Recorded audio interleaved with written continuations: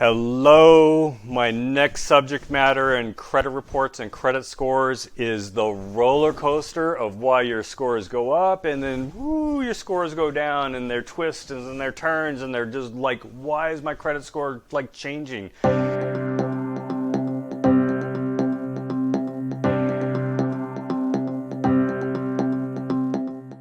So if you've been listening to my videos and you downloaded your credit scores and you dug down in there and tried to figure out things about how to improve your credit scores and have, try to do the things that a smart consumer does. That's what we try to do as we grow older, from our 20s to our 30s to our 40s to our 50s and so on, is that we try to work on our credit scores. Some people it's really important. Other people are just trying to figure it out, and there's just so much information. So that's what I'm trying to hope here to do with Explain. So in this particular subject, again, we're talking about the roller coaster of credit scores. The biggest thing that I said in my previous video was pay your bills on time. The next biggest thing, so 35% of your credit score, the data that goes into the computer that spits out your credit score, is pay your bills on time. 35% of your score is based off of that data. 30% of your score, so literally almost just as important, like literally this is 65% of your score, is pay your bills on time and your credit card balances. So if your credit card balance on your credit card is maxed out, your score tanks like you're late on the credit card. This morning I pulled a credit report and I saw that a $500 card had a 525 balance. It's strange that can happen, but what happens on that, it's even worse. The credit score was 539. These people had some late payments on their credit report, but they were 5 years ago, 2017, old. But they had several credit cards that were maxed out, and some of them that were over the credit limit. Again, I don't know how that happens, but it still happened, and it's on the credit report. And what happens is that score is acting like you've never paid a bill on time. It's hard to get a 539 credit score. And for those people that have those credit scores, those lows, you have to figure out you're not playing the game by the rules, and you need to figure out the rules so you can start playing the game better than other people's. So credit card utilization is like one of the most important things that you, besides paying your bills on time, can do to influence your credit scores. The other part of it is when you're newer, you're younger, or you had a serious event and you're trying to recover from that serious event, let's say like a bankruptcy or like a medical emergency, and it took you out of work and your credit sucked for a little while, and coming out of that.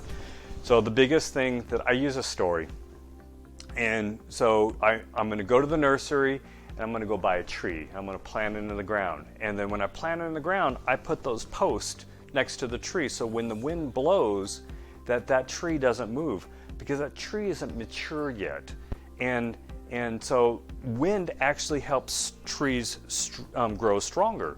And eventually that tree is going to grow stronger, but it needs a little assistance. And so whenever the wind blows, we have to make sure that it doesn't blow over. So in time, the tree gets bigger and taller and stronger. And then eventually you could take off those posts. It's funny how people keep those posts in. It's even like 7 years, a tree that's 7 years old, the post not even in there. Side note. It's my pet peeve, remove the post. Because once your tree gets mature enough, then you can remove those posts, and then the wind storms actually strengthen the tree. So the same thing is like your credit report. When it's fresh, it's fragile, it's brand new, you don't have a lot of history in there, it's very fragile. So that credit score roller coaster that I was talking about, you can influence by your credit card balances, but over time, as you grow and mature and your tree strengthens, then you can withstand those storms, or you can flatten out that roller coaster ride, and it's not as violent as it was before. So this is credit scores kind of explained, and the why is it so topsy-turvy in this particular subject matter is like, what can you do to make your credit scores higher? Pay your bills on time, make sure you have your credit card balances low. That sweet spot, where you just knock the ball out of the ballpark and you just hit a home run without any effort, or golf analogy, like bam, you smack that ball and you hardly did anything to swing in it, is 10% utilization. So if you have a $500 credit card, a $50 balance, if you have a $5,000 credit card, a $500 balance, do the math yourself, 10% utilization. That's what the credit apps talk about. Once you're at 30%, hey, your score is still good. Once you're at 50%, your scores start to go down. When you're 75, 80, 90%, your scores are going down actually because the credit card balance that you have on that credit card. And then another subject about credit cards on that is it's all your credit cards put into the pot. So if you have one that has a really low balance and another one that has a really high balance, then that's just gonna, like, that's added up, and that's kind of a 50% utilization. So it's all your credit cards. So I'd much rather see, this goes totally against Dave Ramsey's advice, by the way.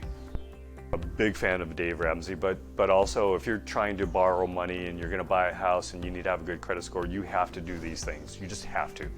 If you don't, then you're not going to have a good credit score, and then you're going to get a sucky interest rate, and you don't want that.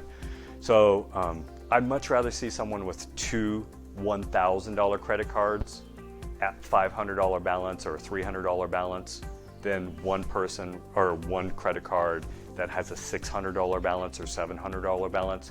That person that has the two credit cards at a 30% utilization versus that person that has one credit card and trying to be smart as a consumer and have one credit card but it's at a 70% balance or an 80% balance.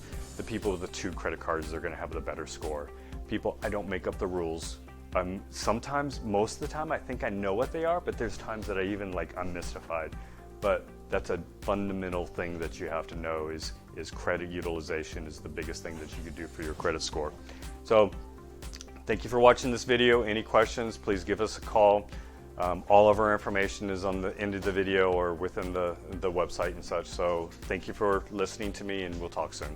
Bye-bye.